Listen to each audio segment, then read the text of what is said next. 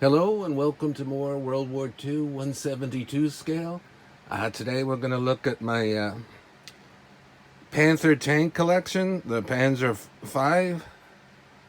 Most of these are pre-built. Some of them are models that I made.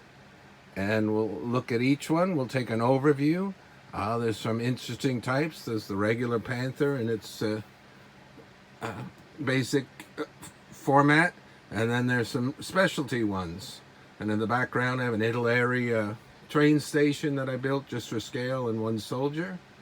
Let's take a look. Very cool camouflages on these. Some of them have men in them. Some are die-cast metal. Some what they call die-cast, but are mainly plastic because they switched over that. And others are plastic models. And then one was a metal model. And I don't think any of these are just resin models. Let's take a look here. As you can see, some of these are duplicates, and some I've done in other videos before. So you can look at those. That's one of my favorites. By Dragon. I've got 3 of these with the late war dot camo. Extra track. This is the later version where it's got that is raised up compared to here. And only a couple of them have the late chin, they call it. Most Panthers have a rounded gun mantlet. That one does.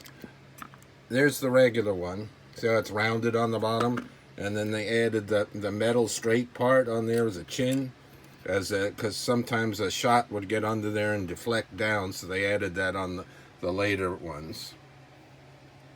This one's a cool one with a gun metal barrel that wasn't finished. I have a few of those. These are basically all Dragon. And we'll get to the ones farther in the back. Some of those are the ones I made.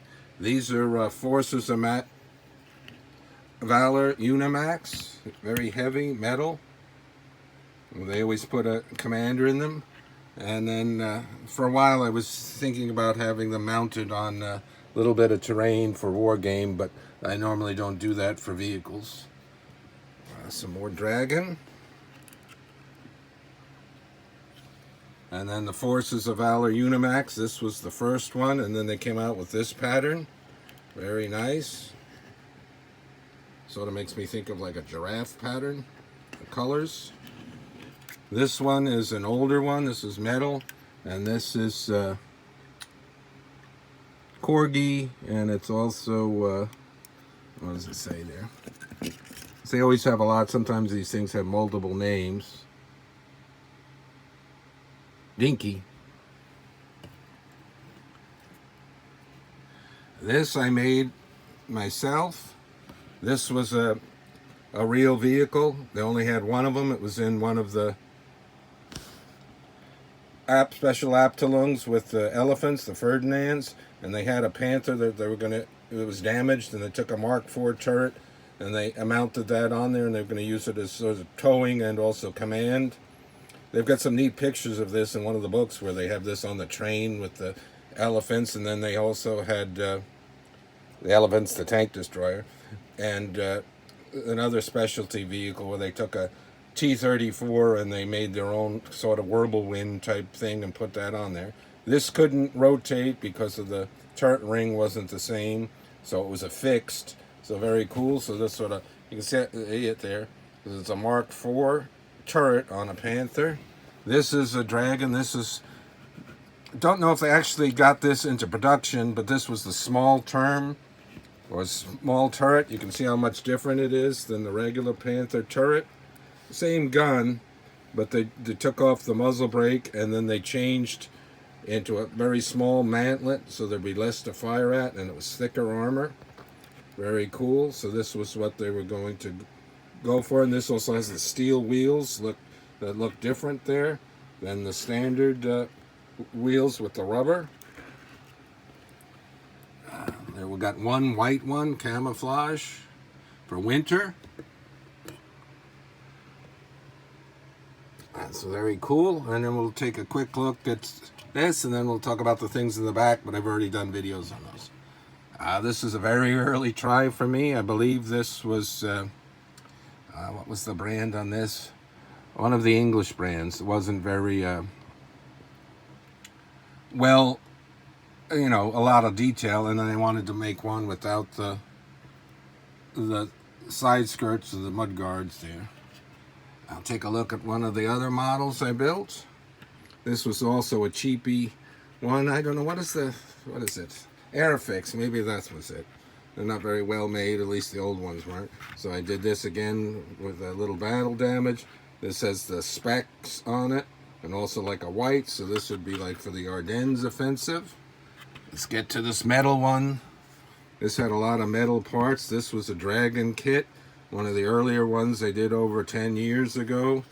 Just getting back into modeling, and the paint job, not too thrilled with it, but not too bad.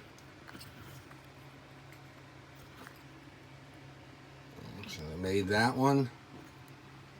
This one was manufactured. One of these, I don't know if one of these was either Italeri or Armorfast. Can't remember all the brands, too many. And then I got special decals. There's one with that leaping panther and that, so that's like more of a command tank and more of a simple late war thing where they used a lot more green sometimes instead of just the sand. This was another one I made.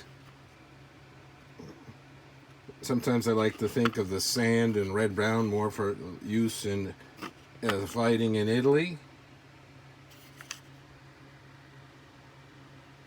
So this one might have been Italeri or Eschi. Got some rings on it, and I did that with the